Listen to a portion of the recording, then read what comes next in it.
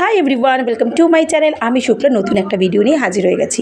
কোথায় যাচ্ছি এবং কি করতে এত সাজুগুজু সেটাই তোমাদের কাছে শেয়ার করতে আসলাম। দেরি অনেকটাই হয়ে গেল, কিন্তু এই যে খুশির দিনটা বা এই মজার দিনটা তোমাদের কাছে যদি শেয়ার না করলাম তাহলে কী করে হবে, কারণ তোমরাও তো আমার পরিবারের একজন।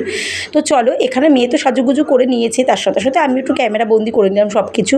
এদিকে সবাইকে টাটা জানিয়ে চলে যাচ্ছি কোথায়, হ্যাঁ সেটাই তোমাদের কাছে শেয়ার করতে এসেছি। পুরো ভিডিওতে কিন্তু টুইস্ট রয়েছে। এইদিকে আমাদের ছোটো মনা মাথা দিয়ে উঁকি মারছে যে সেও তো যেতে পারছে না, তার মনটা প্রচণ্ড খারাপ। আমারও মনটা খারাপ, কিন্তু কিছু করার নেই, তার তো এক্সাম রয়েছে, সেই কারণে সে যেতে পারেনি। তো এবার সাজুগুজু করে বেরিয়ে পড়েছি। শাশুড়ি মা চলে এসছে আমাদের ছাড়তে, কারণ গাড়িও আমাদের চলে এসছে। তো ছোটো বোনাকে রেখে যাচ্ছে। সত্যি কথা বলতে মনটা খারাপ, চোখে তার জল, এবং আমাকে ভীষণ ভালোবাসে, এবং যে জায়গাটায় আমি যাই সেই জায়গাটা ও মিস করে না, সেই জায়গাটা ও যায়, কিন্তু এই প্রথমবার ওকে ছেড়ে আমরা যাচ্ছি।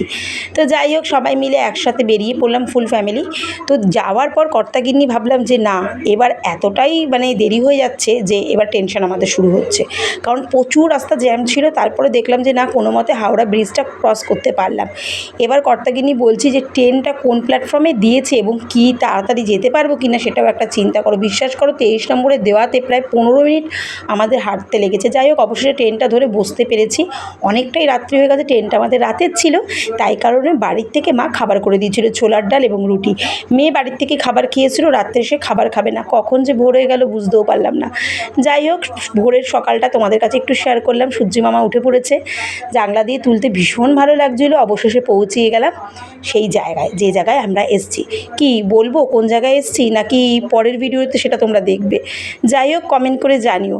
অবশেষে পৌঁছিয়ে যাওয়ার পর গুটি গুটি পায়ে এগিয়ে চলছি, কর্তা গিন্নি এবং মেয়ে। এবং তারপরে প্ল্যাটফর্মে এসে দেখি প্রচুর মানুষের ভিড়। যেহেতু এই টাইমটা এই ট্রেনটা এসছে, তার সাথে সাথে প্রচুর মানুষ কলকাতা থেকে ঘুরতে এসছে। তো এক পা দুপা করে এগিয়ে গেলাম। প্রায় 10 বছর পর এই জায়গায় আবার গেলাম। মেয়ে আমি দুজনে মিলে হাঁটা চালু করলাম, একটা অটো দাদাকে ঠিক করলাম। তো ভীষণ ভালো ছিল, কারণ 6 জন না হলে ছাড়বে না বলছিল, কিন্তু আমাদের 3 জনকে নিয়ে ছেড়ে দিয়েছে। ব্যাস, তারপরে আবার কি চলে আসলাম সেই জায়গায়।